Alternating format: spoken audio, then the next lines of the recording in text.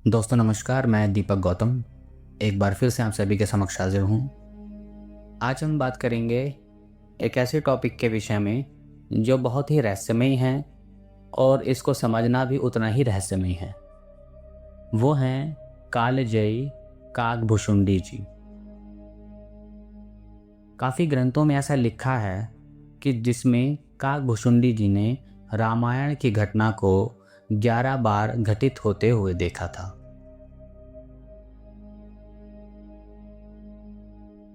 अब जरा सोचिए कि क्या कोई चेतना ऐसी हो सकती है कि कोई समय को इतनी ज़्यादा बार घटित होते हुए देख रहा हो।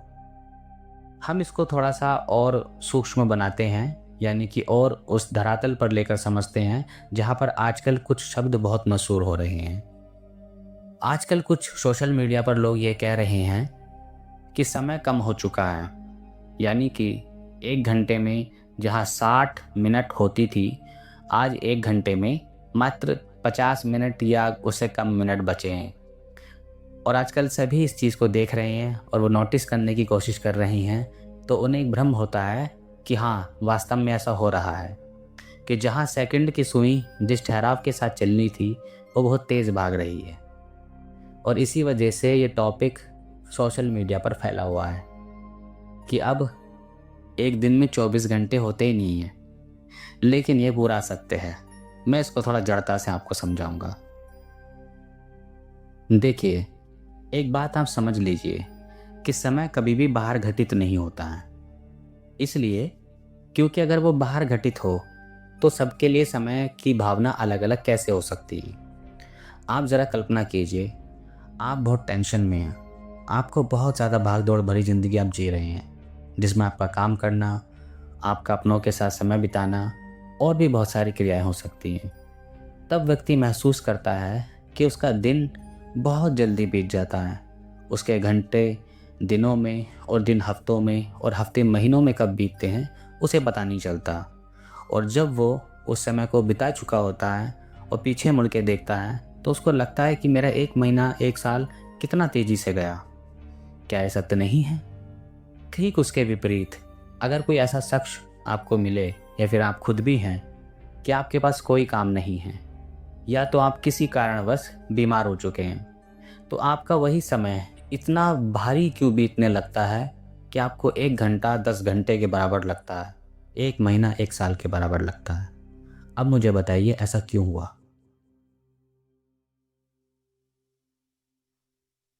वास्तविकता ये है कि समय सिर्फ चेतना में घटित हो रहा है। जब आप बहुत ज़्यादा व्यस्त होते हैं, बहुत ज़्यादा तनावपूर्ण माहौल में होते हैं, तभी आप समय को इस रूप में रचना शुरू कर देते हैं कि जहाँ पर आपका समय बहुत तेज़ भागता है। इन्हीं वजहों से जो आजकल लोग इस तरह की बातें कर रहे हैं कि समय कम हो चुका है, वो इस बात को देख पा रहे हैं, सिर्फ महसूस कर पा रहे हैं, सत्य को नहीं जानते। हमारा ठहराव ना होना, हमारे अंदर एक ठहराव बचा नहीं है, ना हमारी वाणी में, ना हमारे जीवन में।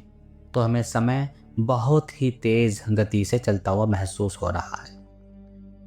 अगर आप अपने अंदर एक ऐसी क्षमता जागृत करें कि आप ठहरे हुए रहें अपने मन के स्तर पर, अपने विचारों के स्तर पर, तो आप देखेंगे कि समय पहले से अलग प्रकार से रिएक्ट करने लगा है। यानी कि अब आपका दिन काफ़ी आपको बड़ा लगता है और काफ़ी सहज लगता है। काकभुशुंडी जी ने भी दृष्टा भाव को अपनाकर वो इस तल पर पहुंच गए थे कि वो समय की सीमा से बाहर निकल गए थे। इसी वजह से जब वो समय की सीमा से बाहर निकले, तब वो समय को अपने सामने बहता हुआ देखने लगे। ये ठीक वैसा ही है कि अगर आप एक नदी बह रही है और उस नदी में बहुत सारे व्यक्ति, यानी कि हम बह रहे हैं, हम उस नदी को समय समझते हैं और उसके अंदर बहने वाले मनुष्य को हम खुद को देखते हैं। तो अगर वो व्यक्ति किसी प्रकार से नदी के किनारे खड़ा हो जाए तो वो नदी को, यानी कि उस समय को, उसी वेग में बहता हुआ देखेगा जिस वेग में वो चल रही है।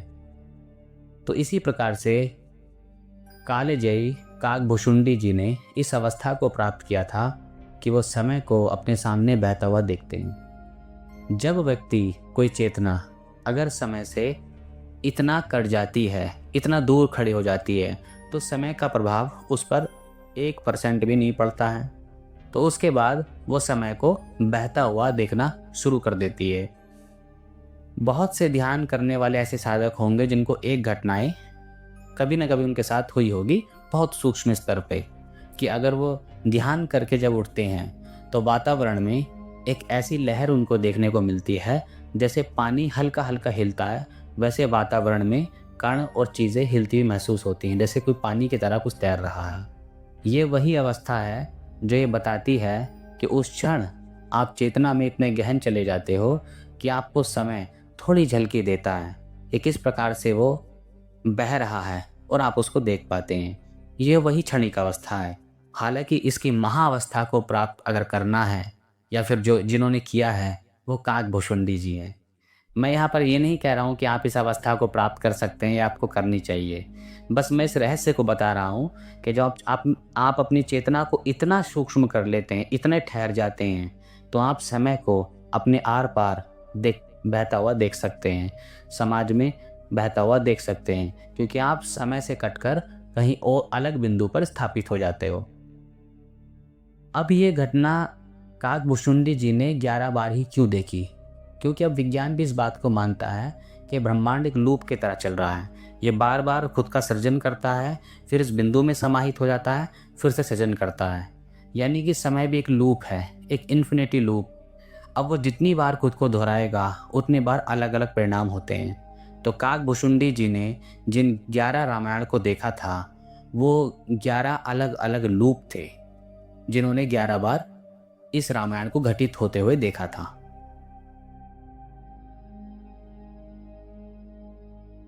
क्योंकि जब हम एक इन्फिनिटी लूप में होते हैं तब यही संभावना बनती है पैरेलल यानी कि समानांतर ब्रह्मांड की। अब ये समानांतर ब्रह्मांड कितने हो सकते हैं? ये भी एक अनंत समृद्धि की तरह है, जैसे प्रकृति अनंत रूप में बह रही है जिसकी कोई सीमा नहीं है, कोई संख्या नहीं है।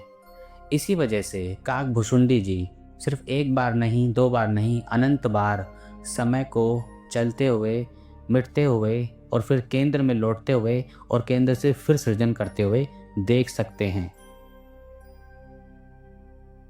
जब कोई चेतना इस अवस्था पे पहुंच जाती है तो वो असल में इमॉर्टल हो जाती है। यहाँ शरीर नहीं बसता है, यहाँ पर सिर्फ चेतना बसती है, जहाँ पर वो अनंत बार इस ब्रह्मांड को बनते और बिगड़ते देख सकती है, क्योंकि वो समय के लूप से बाहर हो जाती है। लेकिन समय के लूप से बाहर होने के बाद भी अस्तित्व नहीं बचेगा, ऐसा कुछ नहीं होता है। क्योंकि ब्रह्मांड में आज भी बहुत सारे ऐसे ब्लैक होल या ऐसी स्थितियाँ, ऐसी जगह हैं जहाँ पर समय बिल्कुल नहीं होता है, लेकिन फिर भी वो चीज़ें जैसे ब्लैक होल इस ब्रह्मांड में मौजूद हैं, ब्रह्मांड के अस्तित्व से बाहर नहीं हैं। ठीक उसी प्रकार से काकभूषुंडी जी इस ब्रह्मांड की समय की रचना में एक तरह से नहीं है। वो समय को बनते बिगड़ते देखते हैं, फिर भी वो ब्रह्मांड का एक हिस्सा है।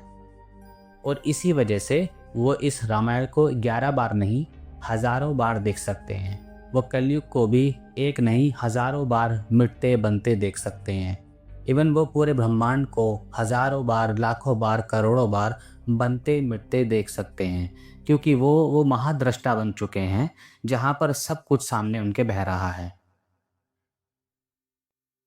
अब चूंकि यहाँ पर हमने काकभूषुंडी जी के उस अवस्था के विषय में बात की, लेकिन जैसा कि मैंने कहा कि अगर आप बहुत सूक्ष्म स्तर पर ये अनुभव कर पाए, हालांकि आप कर रहे होंगे, कि जैसे ही आप बहुत ज़्यादा भागदौड़ भरी जीवन में होते हैं तो समय तेज बीतता है, और जैसे ही आप ठहराव में आ जाते हैं समय धीमा बीतता है।